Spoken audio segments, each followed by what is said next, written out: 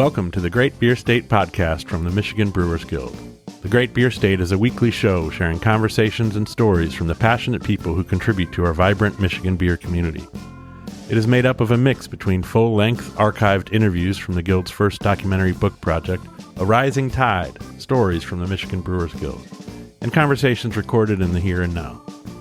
Each episode is kicked off with a conversational update from host Scott Graham, Executive Director of the Guild, and the beervangelist Fred Biltman, author of A Rising Tide. Here's Scott and Fred.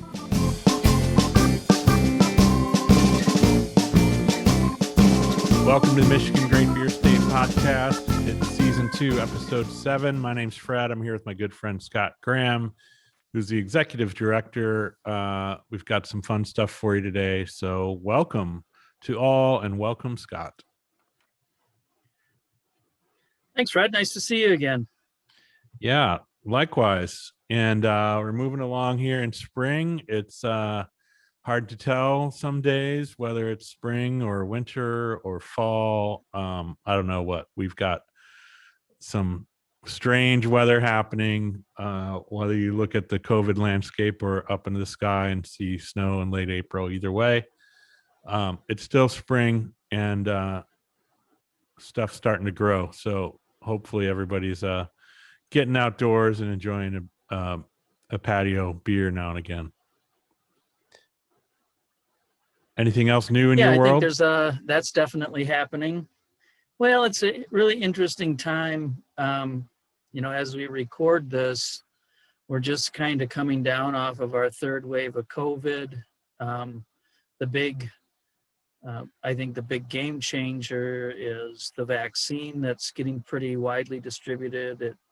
It's available to anyone 16 and over now, and I think that's going to help a lot. And indeed, just today, as we record this, not as people are listening to it, the governor announced a staged kind of plan to get back to, I guess, what we would think of as normal, and she sent some benchmarks for percent of population vaccinated that will eliminate restrictions going all the way back to basically no restrictions. So I think that's great. I think the vaccine has been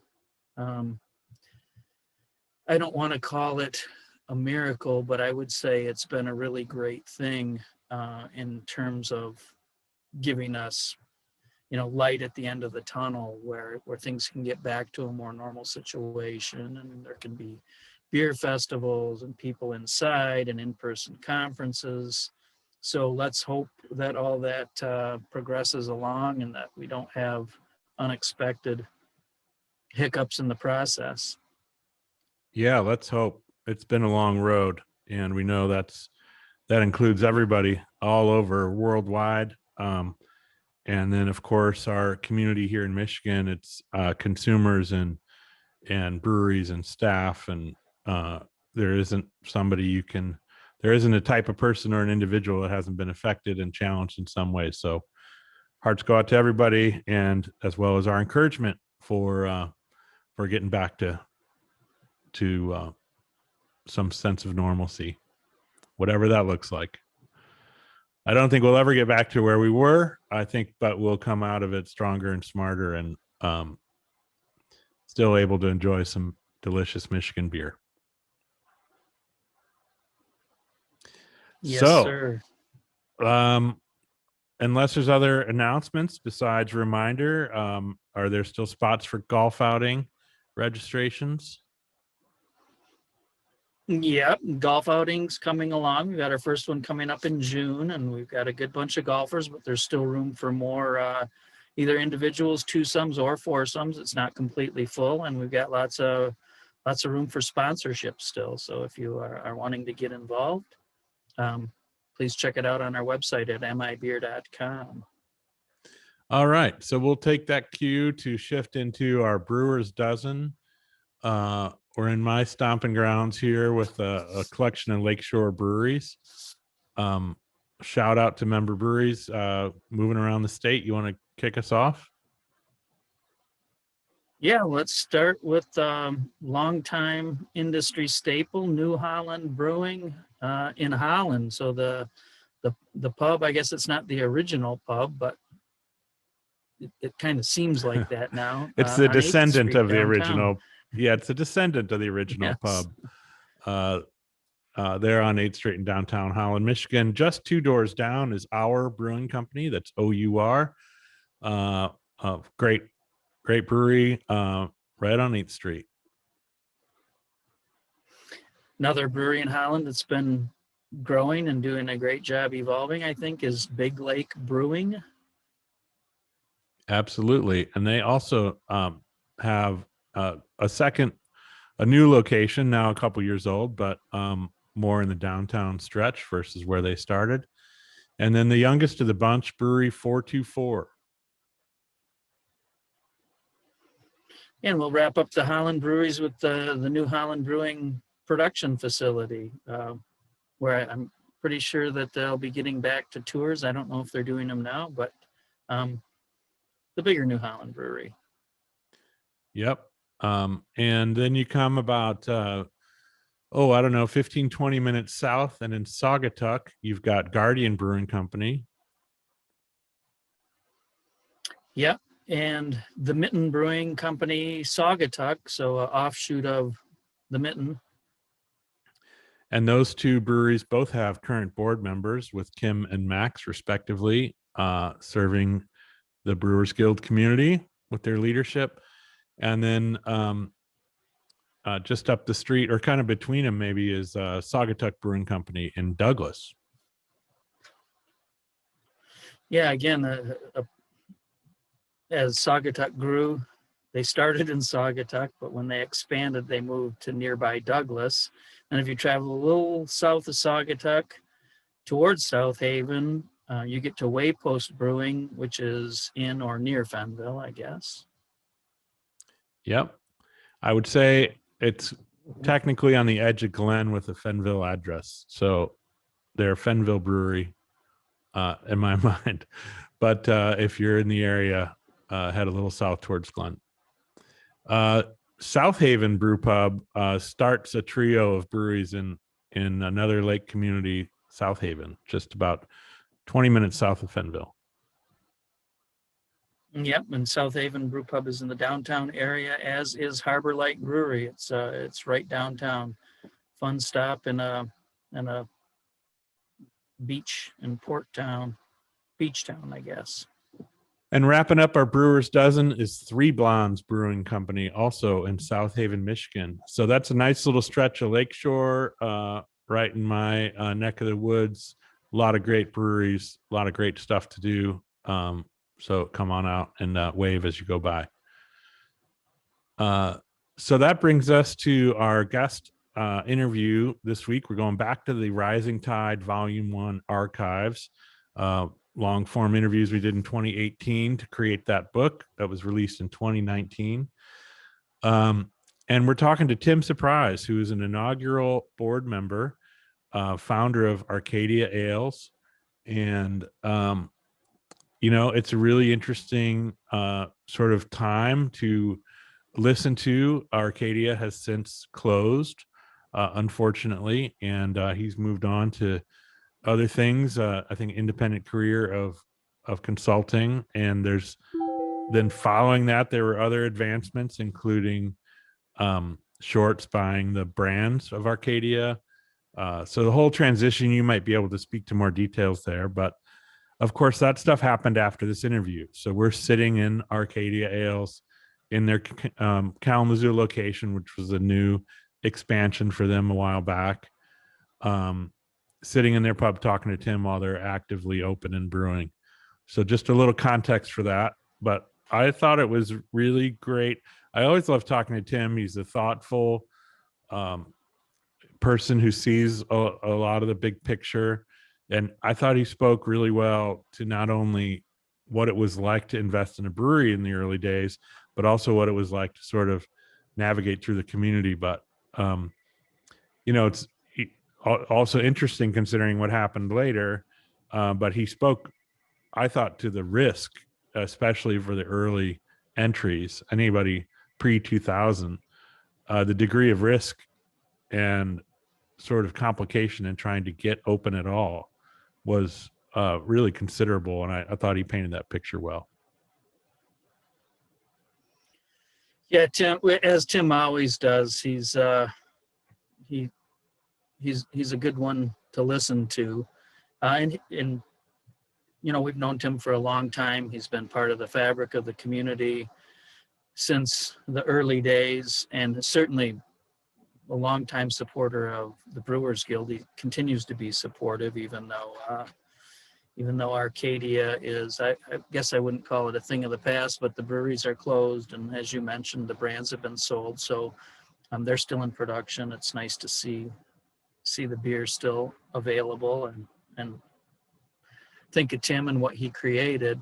I thought it was really interesting in listening to his conversation at the beginning of the interview, talking about how he got inspired, and in a visit, sounds like a lengthy visit. I'm sure there were a couple of beers with Greg Noonan in Vermont, who's certainly a pioneer, or a noteworthy and well-known pioneer in the industry, who's since passed away.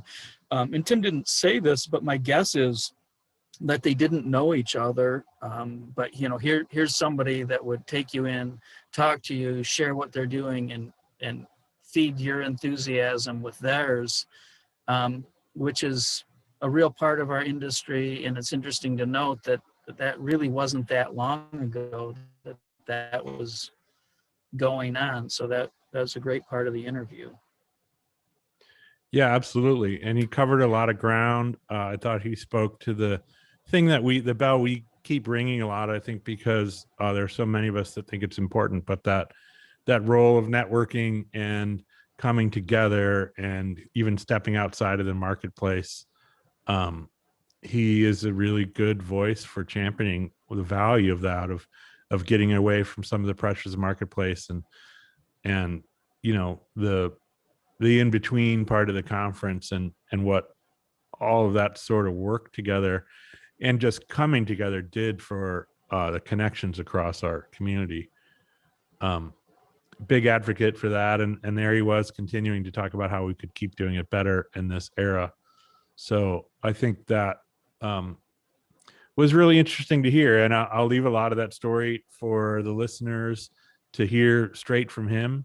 But I was struck thinking about how much of what he was saying in 2018 about 2010s and 2000s is relevant here today, post-COVID or during COVID in 2021, that this idea of having a voice in the conversation and continuing to impact and influence the direction of our community by joining in and being in the room, I think it's really relevant today. And I thought that was just poignant as I listened to it. I really agree. And it's something that our board of directors talks about in board meetings. When we do our annual strategic planning, this is a big focus. And I think it's a real sincere focus with the individuals on our board is how to serve our community, which is growing and becoming more diverse in all kinds of ways, and try and keep that community together. And I think it's really important for the Brewers Guild to keep in mind that we are a trade association and we're about associating, right? We need to find ways to be together and associate. It's part of our name. Maybe Michigan Brewers Guild doesn't have it, but we are a trade association. And we really need to do our best to proactively see things that could threaten that and that might cause people to want to disassociate. And a lot of times those are over form, maybe more than substance. I think substance is important, but sometimes it's easy to get caught up and not communicate effectively what you're trying to do. And it's much easier to disagree with somebody and stay connected if you have a good understanding of where they're coming from. You can disagree if you understand. If you don't have that understanding, it really makes people wonder why they're associating. So, like you said, it it really gives me the opportunity to reflect on where we are and how to keep working on that.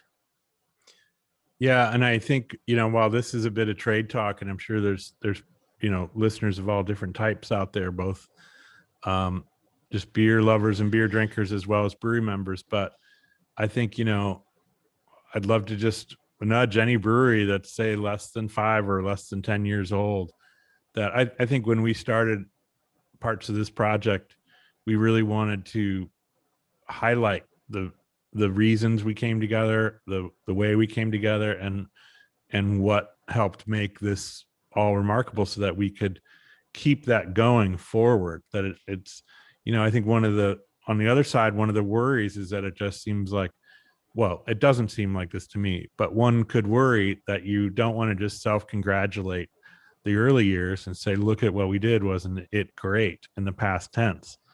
We are wanting to draw those ideals forward and say, let's keep in mind everything that helped us become who we are, so that we can keep doing it generationally, year after year, decade after decade. So I just want to encourage younger breweries to look at this and apply it to looking at, what can be done to help you feel a stronger part of the community. Let us know. What can you do to be a stronger part of the community? Ask yourself, all of that.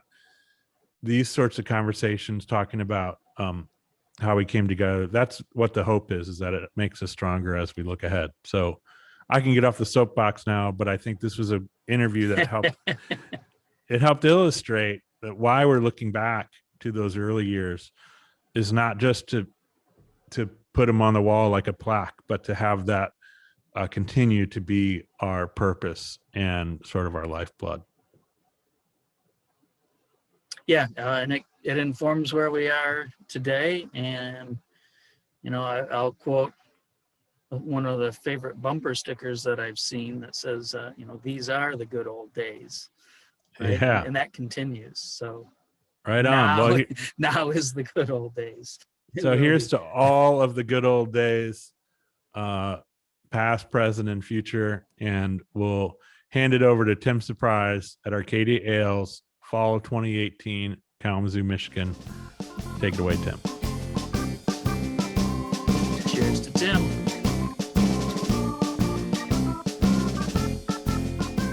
Well, Tim, have been, thank you for joining me, by the way. Cheers, Fred. Great seeing you always. We've been trading old stories and kind of talking about the history of the Guild, but I'd love to start with what got you into the brewery business in the first place. When did you first get engaged? Well, I first got engaged. You hop a rail car with a I grew up in a town where the train was a pretty big. Just kidding. I was interested in beer from probably 1988, 89, with a friend of mine who was a very successful restaurateur in upstate New York, where I'm from. And I happened upon the Vermont Pub and Brewery in Burlington, Vermont, with this guy, Greg Noonan, who you know as a guy that wrote the book on lager beer and porter, I believe. One of the home brewing and brewing community's first godfathers, if you would. And I judged in a memorial competition they have for him in his name in Montreal. Yeah, I'm not surprised. He was really well respected and just an all-around great guy who would take time and talk to crazy guys like me who had nothing to do with beer but had some industry experience in the pulp and paper industry. So this buddy of mine and I spent 2.5 hours in Greg's cellar at the Vermont Pub and Brewery in Burlington, Vermont, and I was hooked pretty much after that. Shane and I, my buddy, tried to get a brew pub going in Saratoga Springs, of all places, in 1990, and the money guy in the equation somewhat tragically passed away of a sudden heart attack, and so our project was done. And at that point, I'd been recruited by a company based out of the Midwest here in Kalamazoo, Michigan, a company called Durham Metallic Corporation that was looking for someone to head up their pulp and paper marketing and sales. So the brew pub project didn't get started in New York. I relocated with Marty and our 2 kids. It was 2-year-old son and a 1-year-old daughter to Kalamazoo, and started working for this company that made mechanical seals and traveled throughout the U.S. and overseas. Sorry for this long answer, but you asked. Yeah, that's what it's all about. But my interest for beer maintained, and so when I traveled, wherever I went, and I went wherever there was pulp and paper production domestically and internationally. So that would have been the Southwest, the Southeastern part of the United States, California, the Pacific Northwest, East Coast, but also in Europe and in Asia. My hobby was visiting the local brewers. And when I had time to go visit these breweries and meet these people, that just solidified that. I said, you know what? I think I could pull that shit off. Yeah. And so that's how I got interested in it. And so when the time came after 3.5 years with this company and moving about the world, 95, 94, 95, the corporate, that path just was less appealing. My opportunities were going to be limited, and that's when I took the leap. So that's what got me interested. Yeah. Nice. And then what was it like taking the leap and getting Arcadia started? I think a lot of people rightfully thought that I'd taken leave of what little senses I had at the time. And because I'd found a good buddy of mine who was a CPA, an accountant with a public accounting firm. So I found the area that I thought we needed in terms of where my skill set was profoundly lacking. Many areas, by the way, and that just happened to be one of them. But and I was going to be the guy that left the job, a single income earner in the family, and bet the farm, so to speak. And so, my father, my family, other people are going, that's a big risk, on something that's not even cool at that point, 94, 95, 96. So, more proven. For sure. And I have to go back to the days with one of the companies that you used to be pretty big and really instrumental in helping to be the company that they are today. And when I first moved to Kalamazoo and discovered Larry Bell's brewery, that gave me comfort in knowing that I could make the transition from upstate New York to Kalamazoo because of really two really important things. One was it was a kick-ass YMCA, which I'm a Y rat, play handball. And the other component that was an unfulfilled desire was the beer side of the business. And the Eccentric Cafe, as you recall, didn't look anything like it does today back in 1991 or 92 or 93.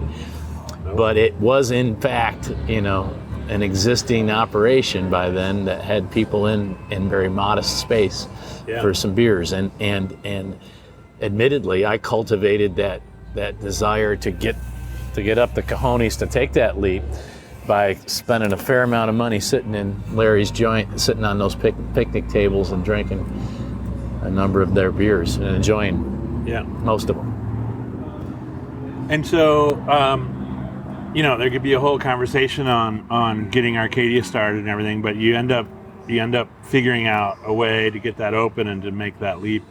Do you recall your view of the brewing scene beyond being inspired or having your appetite wet with your Bell's experience? Did you see a greater Michigan brewing community growing at that time? Well, at the time, it took a while. Admittedly, there wasn't much. The wasteland that the beer community was here in Michigan was, I say, a wasteland from a craft perspective, as we would define it today. Frankenmuth Brewery had been in and out of business. Detroit and Mackinac, Traffic Jam and Snug and Scott King, and Jim Roffey.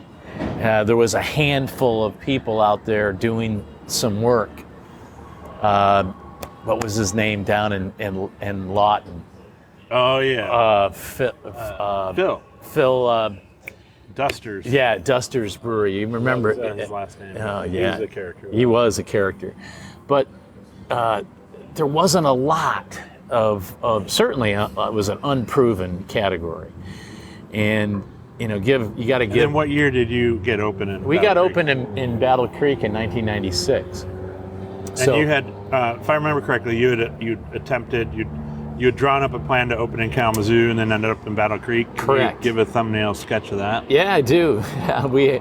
It was. You remember the brewing company out, or the group of companies back west in Oregon and Washington called, remember Nor'Wester? Yeah. All right, so that founder of Nor'Wester, I read an article in the Wall Street Journal about his method of raising capital through state registered security offering, a stock raise within the state. Yeah. And that method, I thought, might be one that I could employ to try to raise the capital to do a project. And so the original plan was to build a brewery in the Globe building, which is now Kalamazoo Beer Exchange, among others. And it was an overly ambitious, very naive, inexperienced manifestation of my falling in love with that building and wanting to turn it into something. And we needed to sell a $1.7 million in stock to Michigan residents, and that was the template that Nor'Wester and these other group of companies out owned by this guy. This is how they employed that capital raise, and we came. I raised about almost $600,000. We came about 1.1 million short. So Plan A couldn't work, and hence we had to go to a Plan B, which turned out to be in Battle Creek. But yes, we originally planned on building the brewery here in Kalamazoo. And so that predates the existence of the Michigan Brewers Guild, and you are one of many entrepreneurial pioneers out there opening Thanks breweries. for that. I don't know if that. Opening breweries in the second half of the 90s. So what's your first memory of the Guild, of coming in contact with what became the Guild? Well, I want to, I guess, start by saying that I don't think we would have had the idea that could, or the seed to germinate, and which ultimately grew into what is the Brewers Guild today, if not for the vision of Rex and Mary Halfpenny. And I'll put them both together because they're just, they're a team, and they've been a team. But my first memory goes back to Rex and Mary, and they were recently relocated, I think, to Michigan during that general time period, if I'm not mistaken. And their interest in the beer community and what was becoming, a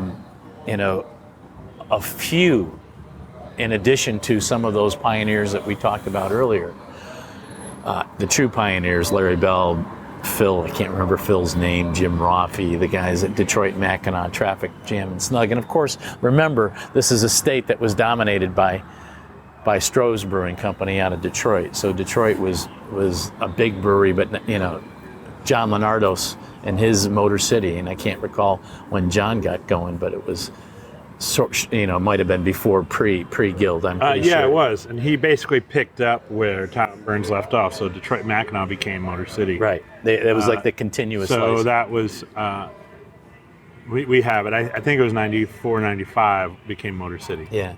So I believe that it started with the seed that Rex and Mary helped to germinate, and then there was enough like-minded people. So did they reach out to you? Like, when do you remember the call? I can't. I go back, and I think it was. I'm almost positive it was a phone call from Rex. Or maybe having run into Rex at an event. Yeah. Or having a conversation or conversations that with him that certainly sounded like it was a worthy investment of everyone's time and energy, because at or around this time you've got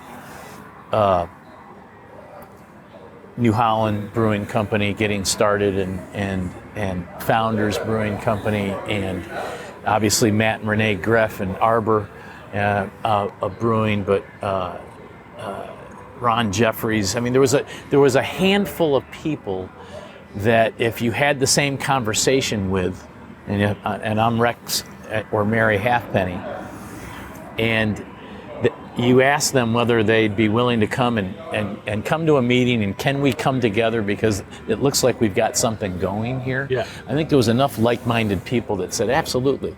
So that's my first and my most fondest memory of how the Guild got started, Fred, because it starts with someone having an idea and having enough enthusiasm about it to talk about it, share it, be enthusiastic about it, and then actually help pull it together. And so I give Rex a lot of credit for that, and for the principals and the people that felt the same way. Yeah, likewise.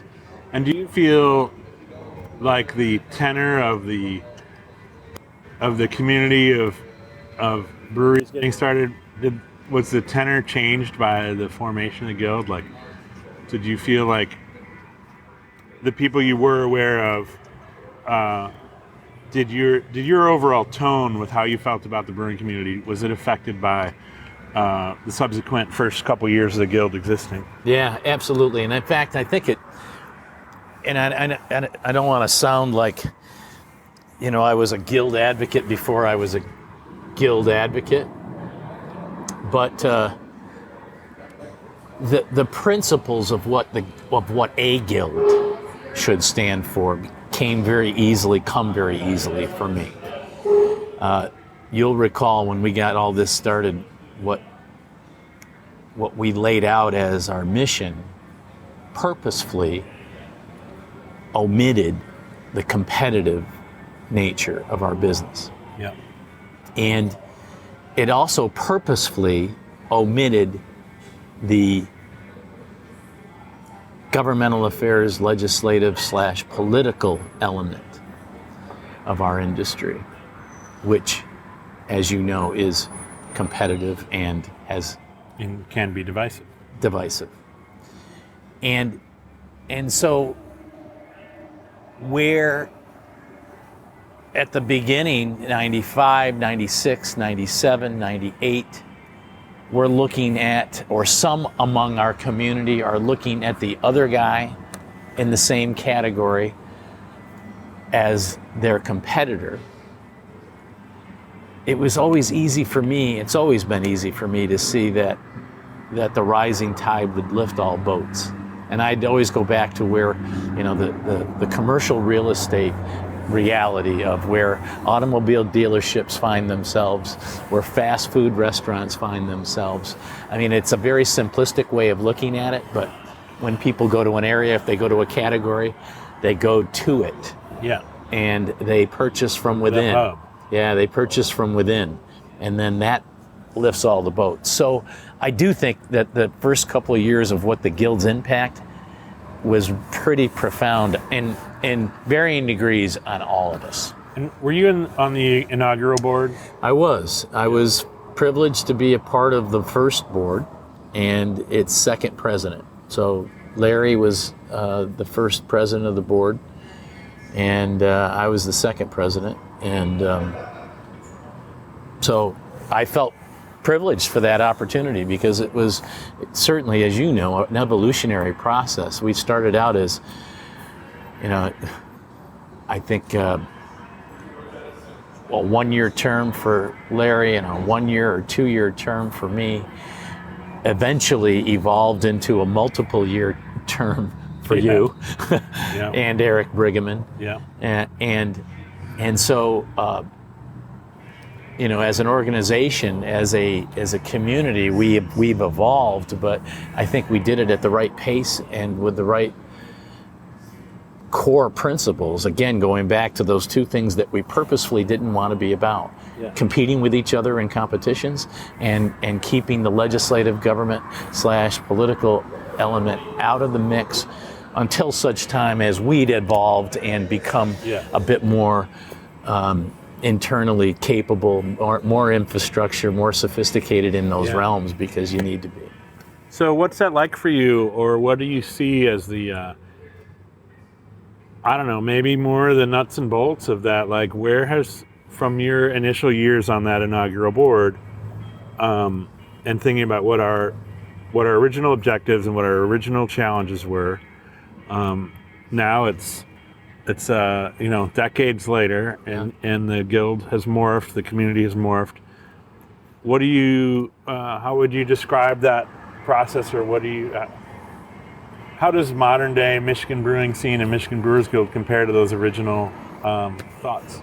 Yeah, and that's a great question, and I'll bet you're getting some interesting answers on that as you're doing this tour. When you first said that, Fred, looking back on how and what the mission has been, and to a varying degree, I think as a guild, we've probably been marginally successful, maybe somewhat successful at adapting that mission based on how the times change. But it occurs to me that we may, we find ourselves in a stretch of water that I don't think any of us knew existed. Right. Oh, there's a bigger lake. I can't see land anymore. Right. Holy shit. We're going to need a bigger boat. Yeah. All those adages all apply. And it's not, it's not the simple answer, hey, could you have ever seen yourself in this, with an industry like but this? Do you still see some of that original guild in today's guild? Do you see some of the some of the original things bubbling through the vastness? I hope, and it's my fervent desire that this, and going back to our discussion earlier about the purpose of these discussions and what this hopefully can be as a tool to communicate to, the brewers that have come into the community within the last 7 years or 8 years or 10 years. Because it is a much different environment today than we were in 97 when we got it started. And accordingly, the things that I believe are important that the Guild continues to have a substantive role in is the ongoing and the continuing education of our members. So the tradition of doing the winter conference and the importance of that, I think, is very, very high for us as a brewing community. And that's to keep the quality high in general, but where the resources are available today that were modestly or marginally available years ago in that capacity, to be able to execute an annual plan that includes real value-added continuing educational opportunities for our memberships. That's strengthen them. It does. It really does. To develop everybody. Absolutely. So that component of it, I think, is essential. I'm also reminded that we talked a little bit about, as we purposefully started this guild without an anti-competitive or an anti-government, not anti, but keeping those elements out of the mix. The government / legislative / political, leave political out, let's just say government and legislative affairs. That component of it, I think, is essential today where it wasn't 15 years ago. Yeah. And those are the two areas that I think that the Guild probably has to continue to be a leadership voice and a leadership component to the process. Because again, we're in uncharted waters right now, and we know that and we've known this for years. Many of us have been preaching out of this particular hymnal for a while, yourself included. But with the number of breweries doing this and the number of wholesalers doing this, somewhere along the way, we've got to find a way to bridge that gap. Yeah, and we have to navigate these complex waters. And I think where we share a lot of, ethos is that there's a lot of value strategically and supportively to trying to navigate a certain portion of this together as a group. No question. And then a certain portion we navigate as individual businesses and entrepreneurs. And there's a time and place for both. But I think I'm paraphrasing.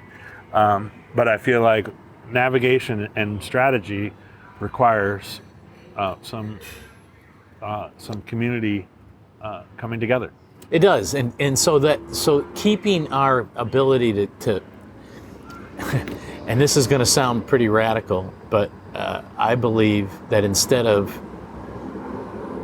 one big winter conference in the winter, that we find excuses and value-added components to do 2 to 3 events annually that bring us as a community together in a way that festivals used to, yes, and can't anymore. Correct. Right? Because that context has changed, and like we became friends because we pounded fence posts together. Yes. Right? And we ran the festivals as a volunteer Yes. board. Yes.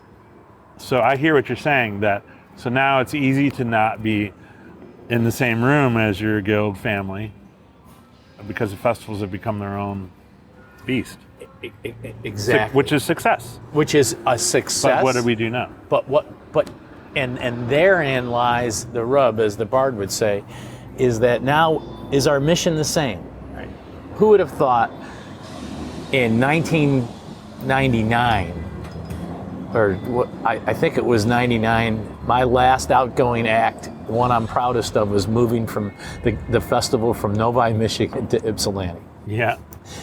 So who would have thought that we could evolve into 4 of those successfully annually after just getting out of Novi with our barely not any criminal records.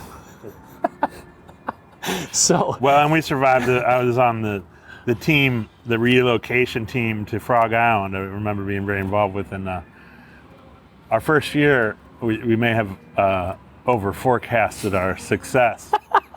So we also stayed out of bankruptcy court. Right. By that narrow margins.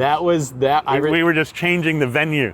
We were either going to be in the drunk tank or bankruptcy court. Yeah, I remember that very, very like it was yesterday. Oh. But so they're in it. That opens up a bit of a Pandora's box, Fred, because I'd suggest that the guild community, if we're going to communicate to these new members that have popped up, and by the way, before I even get to them and the fact that we have 350 licenses now here in the state of Michigan, something we never would have dreamed of 10 years ago. I do want to say that some of the work of some of those people, the Matt Greffs and the Drew Cioras and our advocate in Lansing, Scott Breslin, and Brett Vanderkamp and Mike Pletz and others, when we were involved in the legislative affairs, that had at one point a pivot point that we could have arguably been engaged and had the Brewers Association engaged with us in a franchise component to our legislative agenda for the year. When you recall that we enabled some of these recent licenses in the last 5 years with legislation that changed the ability for a brewery under a certain volume that's getting started for limited self-distribution. So some of the efforts that we were embarking on have helped create this environment that we're in today. That element, that legislative affair, that government affairs continues to be very important, but from the mission of the Guild, in terms of its continuing education, I'll go on record as saying that we can keep the festivals if they provide the financial resources for us to fulfill our other mission, which is to communicate with ourselves and to help ourselves get better and from a continuing education perspective. And I would advocate that winter conference, as successful as it is, we need to find a way to do it 1 or 2 more times a year in terms of bringing people together and reminding them of what our core values are. Because many of these... And knowing each other, working together, and going, basically, we have strong relationships with those we go through school and challenges and learning with. I think most of us think fondly about some of our childhood friends that we went through those days with. And I think that is also how we ought to feel about our colleagues in the state. Is that if we go through stuff together, we learn together. Amen. And we go through. That is a moment where we can suspend the market. Yeah, that's the biggest nature fear. of the market, right? If the conference is when it's like the marketplace doesn't exist for a minute. Yeah. We don't do promotions. Right. We don't have the customer. Right. We work together on learning, and that's what I'm saying. Also, then develops these bonds where you call those people differently. Yeah. And Like, you know hey, what? this person went through this thing the same way I did. Maybe I should. And now I have his number. Now I don't have to compete with him, right? I don't have to go after his handle. I might order a pint of the beer instead of trying to badmouth kill him. Right. And that's that brings up a very sensitive issue, I'm sure, with some people. But my biggest regret, and as it would relate to how our, the other side of the sword of our success as an industry, and you might relate to this, Fred. You've gone to enough craft brewers conferences that you remember the days when there was outside external promotional activity. There wasn't any distributors in the room. They weren't involved. Certainly wasn't any on-premise promotions at off-conference site locations. They were in town. Right. But if you think about what helped build our community, it was that ability to be able to get off by ourselves and do just what you had described just now. Yeah. That bonding experience, that ability to get to know somebody as not just the guy that is taking your tap handle off, but as someone that you can relate to on a completely different level. Yeah. And so my biggest regret, not only for our success, I'm happy for our success as an industry, but even the Brewers Conference. It used to be, if you had 1,000 people, it was a big number. Today it's 12,000. Up until a few years ago, we could be together as a group and be somewhat insulated from the 3 or 4 or 5 days that we were there. We could be with our suppliers and the vendors that we worked with and each other. Today, and I don't know when it was, 6, 7, 8 years ago, once we went to Philadelphia the first time, I think, when people decided that they wanted to get off and start doing events because everybody knew that the conference was in town. So now it's no different than any other week of the year when we all have obligations for promotional activities, and I'm in Philly, so I got to do a couple of events with my distributor and my good on-premise accounts. Now the focus is away from each other and back to our own individual worlds. Yeah. So I think that for the Michigan Brewers Guild, we got to learn from that unintended consequence of the success of our brothers at the Brewers Association. And by the way, I think they do a great job. Don't get me wrong. Oh, it's remarkable. Yeah, to be able to pull this off with the growth of our industry. Changed. But it has changed. And I think internally here in Michigan, we got to hang on to those core values and those opportunities as closely as we can while we can. So that we can have that opportunity to articulate these core values that got the guild started to the newer members, and we hopefully build those bonds again. Yeah, I agree. So we only have a few minutes left, and I do want to ask, I'm kind of leaning towards helping people understand. You talked a lot about the education and the connection and the relationships being part of what you part of the value of being part of the guild. But I want to hit on something, and we've known each other a long time, so I hope that I can offer it in a way doesn't feel sensitive or picking on you. But I know, because I'm not, but I know that you had a time, you were part of the formative inaugural board of the guild. Mm-hmm. You're a longtime supporter of the guild now. There was a time though when you questioned value of being in the guild, when we went through sort of a metamorphosis. We were dealing with morphing our vision. Yep. And I'm not looking to pull that apart at all, but I'm wondering what you took away from going through that process. If you can either reflect on even that era. I think it's important for people to understand what we went through. Yeah. And how that was a challenge to the organization and how we came out the other end. And so I wonder if you could just reflect on that and how it affects what you take from why you're a member today. Yeah, I'm glad you reminded me of that. I remembered that brief time, but actually, I'm grateful for it in a way, because anytime an organization has to evolve, and I think there was nothing but excellent intent at having to make a transition from a volunteer organization to some kind of a management system. Yeah. We couldn't do it ourselves anymore. And that is a pivot point, whether it's an individual corporation or it's a nonprofit.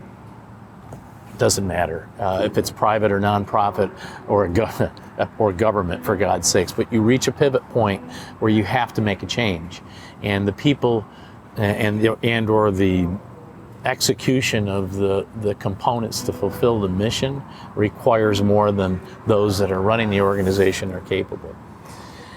And what I learned from that experience is that two things. One is my instincts are good, and that I can make substantive change if I stay engaged, but it isn't always easy. And so it wasn't easy for me to make the decision to leave the Guild based on that pivot point of transitioning to that management company. And I made that decision based on my understanding of where we were and where we wanted to go, but not being happy with the vehicle that was going to get us there, being the organization that we were going to transition to. Mm-hmm. Now, it also occurred, the other thing I learned about this is that at that time also there was another member of the Guild that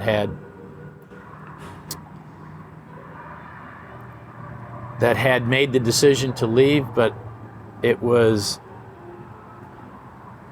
from my perspective, not certainly based on the same logic that I applied. And there was really no common understanding between us. But it provided, at the time, extra weight for the lack of, or for having made the decision to not be a part of it based on that decision. So that was the first time that I realized that just because you come to a decision about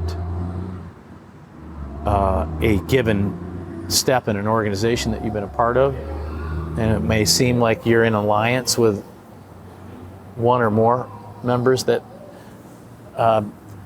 they didn't necessarily come at their decision from the same stream of knowledge and or facts that I used to make. You may have a similar decision for differing reasons. And so I think that why I'm happy that this process happened is because it gave me the chance to articulate my concern, but also, and you'll recall, we were quick to jump right back in once we felt like the path was a bit more clearly articulated and plotted accordingly. And that's when it became evident that, the basis of which I made decisions for us was my own heart and belief for the good of the Guild. And sometimes others don't make decisions based on that.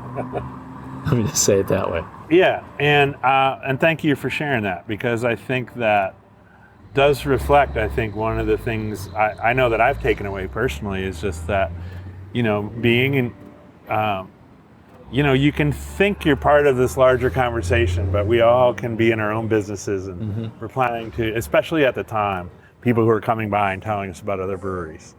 Right. And getting engaged and getting in the room and having a voice among other voices, really helped me understand a bigger landscape and a bigger community than I would have known otherwise. Oh, absolutely. And that getting engaged with more voices doesn't make your voice smaller, and it doesn't always make you in agreement either. Correct. And I feel like that's one of the things I'm hoping that comes out as subtext, is that for younger brewers who may be wondering what the value is, or even whether we're aligned, it's like, well, I don't know if we are or not, but we won't know unless we're in the same room talking. And I want voices to come forward and continue to change everybody's point of view. The markets, your colleagues, you and me, you know. And it's more important than ever, Fred, because in today's environment, we have a polarization that's taking place organically within our industry. We have strategic alliances that are either woven together by ownership and or common threads along those lines that enable an almost class system being developed throughout the industry. And that's going to happen regardless of what we do as a community of craft brewers.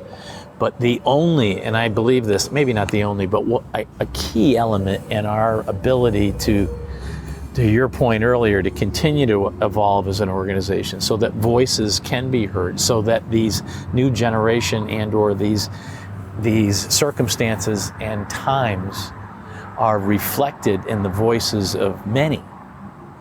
That's more essential today for us to be in those rooms, to be in that 2 or 3 day, not saying a retreat, but a conference that brings us together. I've had this 10-year idea about a retreat in response to this growth, and during our conversation, I was like, I think it's time to start the retreat. I actually, there's no question in my mind that if the Guild's next step ought to host a retreat and say, listen, we need to map out the next 2 years, let alone the next 20. Yeah. And guess what? Our existing mission and our ability to adjust on the fly is peeling a Band-Aid and sticking it on a wound and hoping that you're going to try to stop the bleeding from a multiple point source. Well, and I think going back to the polarization for a second, and this is where I got to wrap, but I feel like we're also being bewildered a little bit, confused, or maybe even manipulated at times. We're forgetting who our original opponent was, which was apathy, which is people not caring about quality beer. Right. And we're turning inward at times, and we're leaving that opponent alone. And I don't think that's on accident. I think we have pretty sophisticated forces that would prefer people not care as much as they do, which is what we've developed. Absolutely. And if they get the siblings fighting in the basement, then they're not very powerful anymore outside of the house. I couldn't agree more. And again, it goes back to that. Let's remember why we came together and how this and why this works. Yeah. We have to continue to self-police ourselves. Quality matters. It mattered in '97 when we got started. As a guild, it matters to every brewery that wants to survive over the long haul. So quality has to matter. We were always very good about busting each other's balls, but we didn't compete with each other. We wanted to lift each other up, both our voice and our products. And I think the other component is that we need the voice of the new generation of brewers that has now been operating under the law changes that we as the founding group helped in some small part effect. And now what's the next step? So the Guild does need to maybe take a hard look, go back to the retreat idea and say, let's redefine our mission. Yeah. Thanks, Tim. Awesome, Thanks for everything you've given to the community and for sitting down with us. My pleasure. It's been fun. Awesome. Thanks for listening and sharing while supporting Michigan breweries and craft beer everywhere. The Michigan Brewers Guild was formed in 1997 with its first summer beer festival taking place in July of 1998. Its now 5 annual festivals are dedicated exclusively to Michigan beer brewed by more than 270 member breweries. The Michigan Brewers Guild exists to promote and protect the passionate Michigan beer industry in every way possible. To learn more, visit us at mibeer.com or say hello on one of our social media pages, as we love hearing from you. From coast to coast, from far and near, let's drink Michigan beer.